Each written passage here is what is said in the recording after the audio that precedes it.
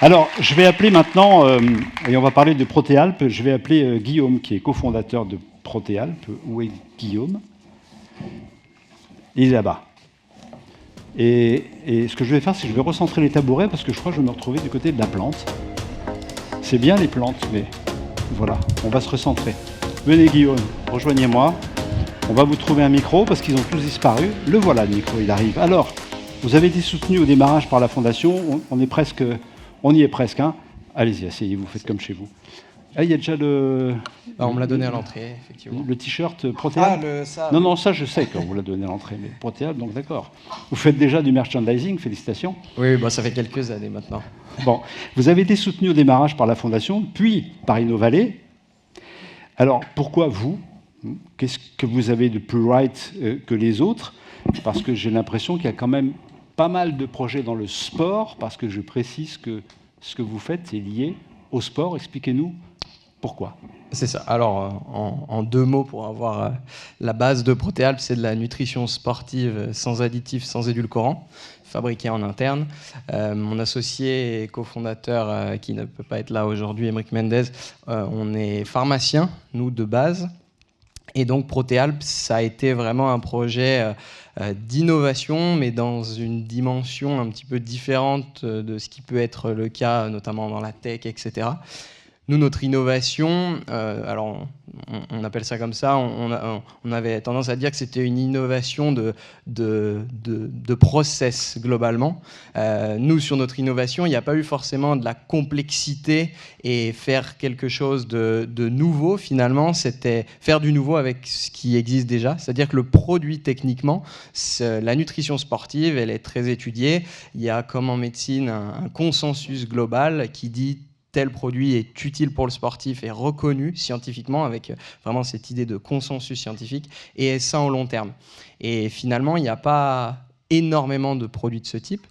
Par contre, il y a énormément de produits sur le marché avec des compositions très douteuses et des traçabilités très complexes. Et donc l'idée de Protéalp, c'était de ramener la science sur la nutrition sportive. Et on parlait tout à l'heure de robustesse et de simplicité.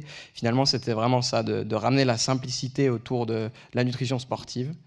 Pardon, allez-y. Non, je vous en prie, je vous écoute attentivement. Je fais ça, ça fait intellectuel. Ah, très bien. J'ai des gestes comme ça qui m'aident. Et donc, en travaillant sur factuellement chaque aspect de nos produits, en partant de la traçabilité, donc le sourcing de chacune de nos matières premières qui rentrent dans la composition de nos produits, et la fabrication, puisque la fabrication est faite en interne par nous-mêmes à Albertville.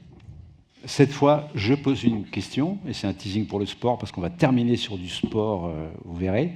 Qu'est-ce qu'il y a d'alpin dans vos intrants? Parce que, vous savez, aujourd'hui, si vous dépassez 50 km, je ne sais pas si vous allez être right ou pas. Alors, qu'est-ce qu'il y a de right dans vos approvisionnements? Alors, dans l'alpin, il n'y a pas que le nom. Effectivement, on s'appelle Protéalp initialement parce qu'on vient des Alpes, parce que la production est dans les Alpes, parce qu'on a beaucoup de liens avec ce territoire qui est le nôtre. Et le lien initial de Protéalp, c'était le sourcing de notre matière première protéinée, la protéine de lactosérum, qui provient de l'Union des producteurs de Beaufort, qui d'ailleurs sont investisseurs de notre société également aujourd'hui, assez récemment. Donc une union de producteurs primaires avec qui on collabore sur justement un lait ultra qualitatif et adapté aux changements qui incombent aux filières laitières. Et donc notre sourcing est exclusivement sur la protéine de lactosérum, sur ce lait-là, donc le lait de la filière de l'Union des producteurs de Beaufort. Les produits donc, sont fabriqués à Albertville, je le disais, par nous-mêmes, donc c'est une grosse partie. Maintenant, Protéalp, ce n'est pas que du sourcing des Alpes. Ça, là-dessus, on ne cherche pas du tout à tromper le consommateur. Hein. Notre sucre complet biologique, par exemple, vient de l'Équateur, etc. Protéalp, c'est aller chercher le meilleur de la matière première. Et quand j'entends meilleur au niveau qualitatif, c'est en prenant l'aspect qualitatif pur, le produit pour le sportif, le consommateur, mais toutes les indications écologiques, sociétales, etc. Et on a justement une grosse quantité d'une nouvelle matière première qu'on source très loin dans le monde. Ça parle en dizaines de tonnes sur cette année. et on transporte, donc ce n'a rien à voir avec les Alpes, parce que justement on a été chercher le meilleur de cette matière première là-bas pour X raisons, et on le fait bien entendu venir à la voile, donc 100% de cette matière première-là, qui est confidentielle parce que c'est un nouveau produit qui n'est pas encore sur le marché, on le fait venir à la voile de New York à Saint-Malo. Vous avez fait un teasing pour le buffet, on y est presque, je vous rassure. Mais moi, je fais un autre teasing. Vous allez recevoir les trophées Oser l'avenir. C'est quoi votre avenir? C'est sponsor des JO Alpes 2030? Alors, je ne sais pas. Nous, on cherche... alors, bien sûr on parlait tout à l'heure de scalabilité, etc. On cherche à être vraiment, à se structurer aujourd'hui en toute... c'est pas du tout pompeux ce que je dis. On ne cherche pas à exploser parce que notre difficulté aujourd'hui, elle est justement de maintenir notre niveau de qualité avec les volumes qui augmentent chaque année, x2 globalement, chaque année depuis 2021. Et donc le but, bien sûr, sponsoring des JO, ce serait une superbe image, mais si on le fait, il faut qu'il y ait vraiment de la structure. Et il faut que ça... Voilà, encore une fois, on ne cherche pas le volume pour le volume. Donc si on le fait, c'est parce qu'il y aura des idées très structurées et des cohérences d'image, etc. Mais non, notre avenir, c'est surtout sur aller plus loin sur chaque aspect de traçabilité, de sourcing, etc.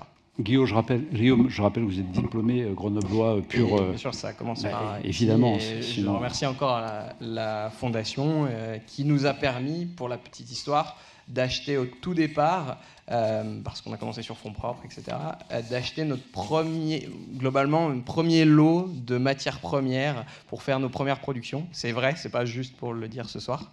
Et on a fait une belle évolution depuis 2022, si je dis pas de bêtises. 21. C'était l'année, effectivement, de mise sur le marché. Je vous remercie infiniment, Guillaume. Merci. On vous applaudit, vous recevrez votre trophée tout à l'heure.